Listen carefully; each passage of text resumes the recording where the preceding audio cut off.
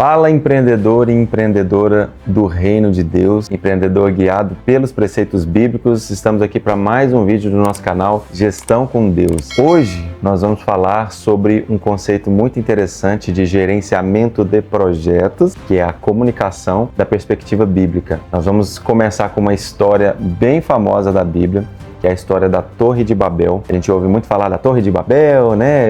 Culturalmente, todo mundo conhece a tal Torre de Babel, mas poucos já leram a história curta, bem breve na Bíblia, sobre a Torre de Babel, mas que nos ensina muitas coisas para nós, empreendedores, especialmente, que é sobre o que nós vamos falar agora. Então, se nós formos lá em Gênesis 11, nós temos o seguinte relato. No mundo todo havia apenas uma língua, um só modo de falar. Saindo os homens do Oriente, encontraram uma planície em Sinear e ali se fixaram. Disseram uns aos outros: vamos fazer tijolos e queimá-los bem. Usavam tijolos em lugares de pedras e piche em vez de argamassa. Depois disseram: vamos construir uma cidade com uma torre que alcance os céus. Projeto ambicioso. Assim, nosso nome será famoso e não seremos espalhados pela face da terra.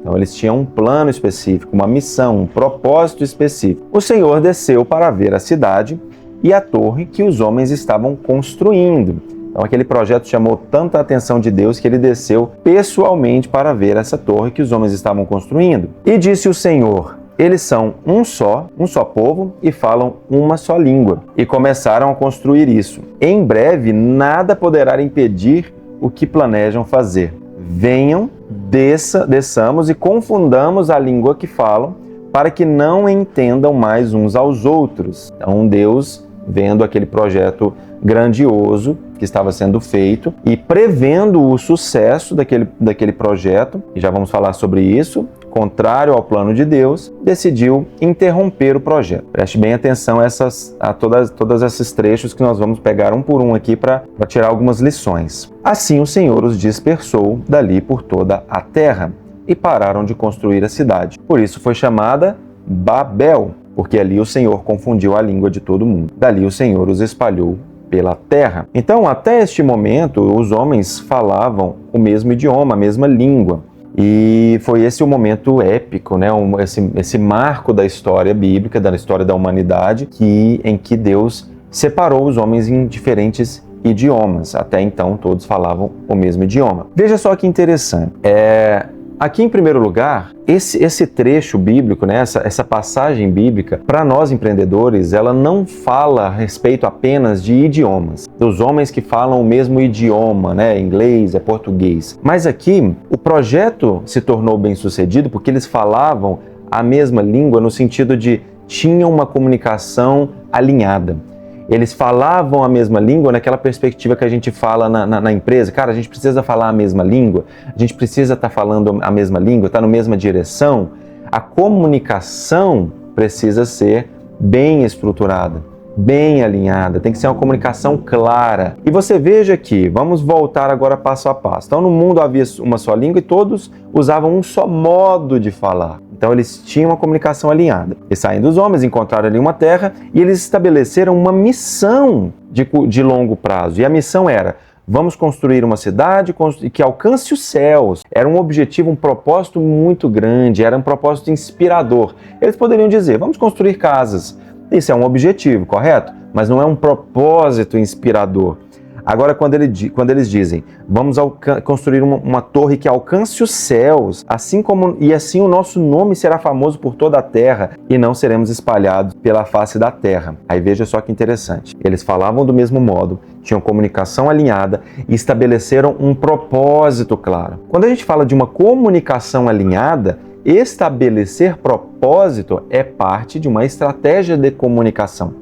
Quando você estabelece, é ali que nós vamos chegar, é isso aqui que nós somos, essa é a nossa missão de existir, É ali que começa a comunicação de uma empresa. Porque dali para baixo, você não consegue controlar o que 100, 200, 5 mil funcionários, ou até às vezes 30 funcionários, tomam de decisões na ponta. Eu tenho clientes com 5 funcionários, 9 funcionários, que na ponta já fica difícil para o CEO participar de todas as decisões. Então ele precisa estabelecer um propósito claro que vai guiar as microdecisões. Quando ele diz, nós queremos construir uma torre que vai ao céu, por quê? Para que nós sejamos lembrados em toda a terra, as microdecisões de, vamos usar tal material ou tal material, vamos fazer mais rápido ou mais devagar, tudo isso vai ser guiado por esse propósito. Então a pessoa que está mais próxima da execução, com certeza vai tomar melhores decisões baseadas nesse propósito. Só que aqui há um porém. Parte do propósito estabelecido por eles foi: assim, nosso nome será famoso e não seremos espalhados pela face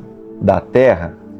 Qual é o problema com este propósito? Como o texto a seguir explicita, é um propósito contrário ao propósito de Deus. Então veja só, mesmo que nós consigamos de alguma forma desenvolver uma determinada habilidade mundana que nos leve a uma determinada direção, se essa direção não é a direção de Deus, Deus vai frustrar os nossos planos. Porque nós sabemos que, por mais bonito que pareça o propósito, o alinhamento cultural, o alinhamento de comunicação, se nós não estivermos caminhando na direção de Deus, nós estamos contrários a Deus. A palavra fala que quem não ajunta, espalha. Então, nós, se não estivermos garantidamente seguindo a direção que Deus tem para nós e para as nossas empresas, não importa o quanto nós sejamos eficientes, nós não vamos conseguir alcançar o objetivo. Um exemplo disso é a história do faraó, que escravizou os israelitas por muito tempo. O que Deus teve que fazer para que o faraó caísse? Endurecer o coração de faraó. Por quê? Porque faraó era muito eficiente em convencer os israelitas de que eles deveriam continuar escravos. Então ele dizia,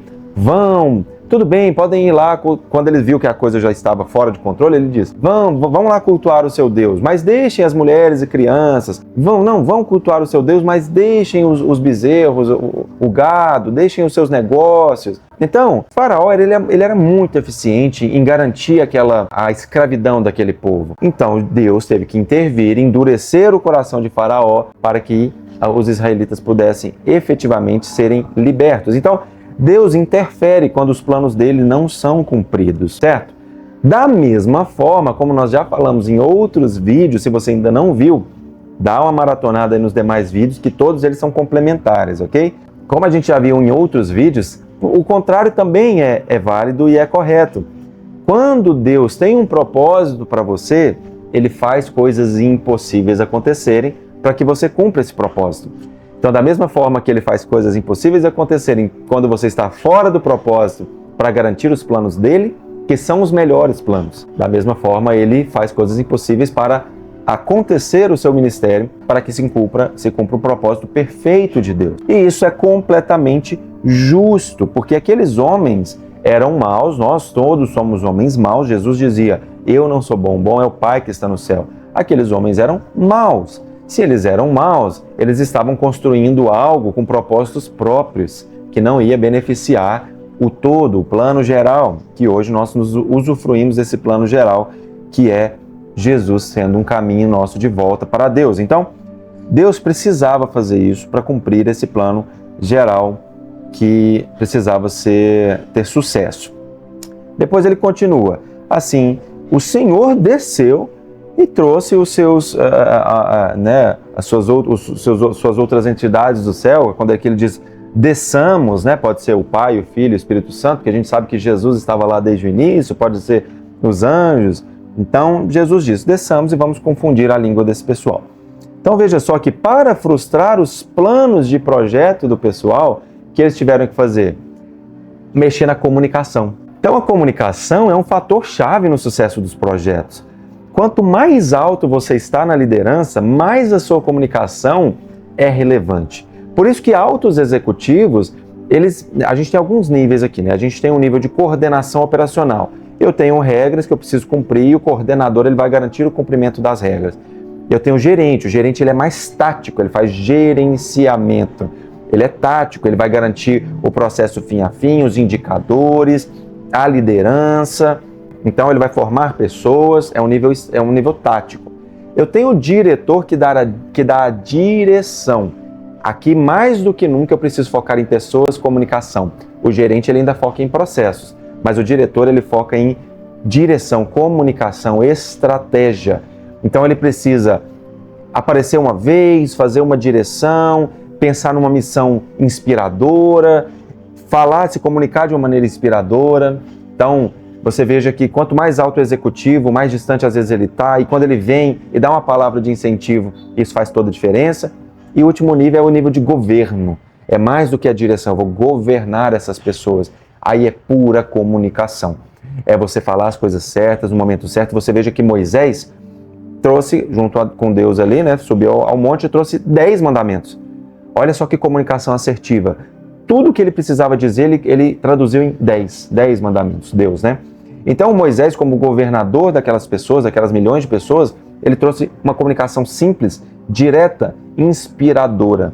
Então, quanto mais alto você está, mais a comunicação é importante na gestão, no governo, na direção da sua empresa. Então, com isso, a gente tira aqui 3 conclusões interessantes. A primeira é, nós não estamos preparados para a autonomia.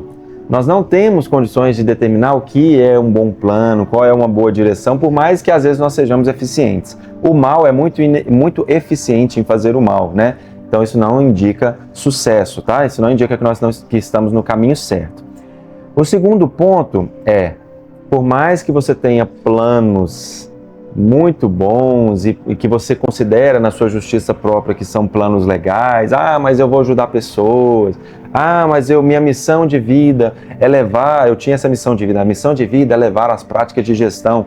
Olha que missão mais boba, que relevância isso tem, levar prática de gestão? A pessoa que levou prática de gestão no reino há 1000 anos atrás, ninguém sabe quem é. Talvez está escondido em algum livro de história aí, não faz diferença nenhuma. Deus tem uma missão soberana. E se a sua missão não estiver alinhada à missão de Deus, não vai funcionar. Não adianta. Então, não basta você achar que a sua força, o seu plano, a sua capacidade de planejamento, e nós temos essa fraqueza como empreendedores. A gente acha que nossa capacidade de planejamento é maravilhosa. Mas nós somos isso, nós somos aquilo. Muitos pregam, inclusive, assim, Deus me deu. Mas no coração, a gente sabe que ele pensa, não, mas eu planejei muito bem. Nossa, eu conduzo esse negócio bem demais. Tanto que muitas das vezes a gente vê pessoas, né, os empresários que às vezes tiveram sucesso por bênção de Deus, na verdade isso é sempre, querendo às vezes ensinar umas coisas que sem Deus não servem para nada, certo? Então não adianta aprender todas as práticas de gestão se você não estiver alinhado a Deus. Por outro lado, adianta estar alinhado a Deus mesmo sem dominar as práticas de gestão, que é muito interessante. Mas se você domina e entende as técnicas de gestão, liderança, estratégia, essa é uma capacidade dada por Deus. Então, se é uma capacidade dada por Deus e Ele te deu essa capacidade, é para que você faça uso. Deus, ele poderia vir aqui e falar, pirlim pim pim, que o seu negócio vai dar certo agora. Até Jesus disse para Pedro, vai, pesque um peixe, e lá dentro do peixe você vai encontrar um metal precioso e venda para pagar os impostos. Então, Pedro era pescador e Jesus utilizou isso, porque Deus deu essa competência para Pedro de ser um pescador. Convinha para os planos de Deus que ele fosse pescador, para que depois ele se tornasse pescador de homens. Então, as nossas competências precisam ser usadas, mas sem Deus, nada disso tem valor. Eu já gravei outros vídeos sobre a necessidade de nós agirmos para que Deus reaja, mesmo Deus sabendo das nossas necessidades. Então, se você não viu, pesquisa aqui no YouTube que você vai encontrar. Fica essa pergunta que você deve se fazer. Quantas torres de Babel você tem construído? No que você tem focado a sua energia? É isso que Deus tem para você? Se você sente que as coisas não estão dando certo, de duas uma. Ou Deus está te colocando num deserto para que você aprenda coisas que você precisa aprender para o seu ministério, ou talvez você não esteja perguntando a Deus o que Deus quer para o seu ministério. Nós vamos falar sobre isso no próximo vídeo também. Não perca esse próximo vídeo, subscreva no canal, ative o sininho, aquele sininho é importante para que você receba as notificações. E me siga também no Instagram, breno.lima.ribeiro, porque lá você vai acompanhar o dia a dia, lá tem outros vídeos e você ainda vai conseguir saber quando eu lançar um vídeo aqui no YouTube, ok? Até a próxima, fiquem com Deus.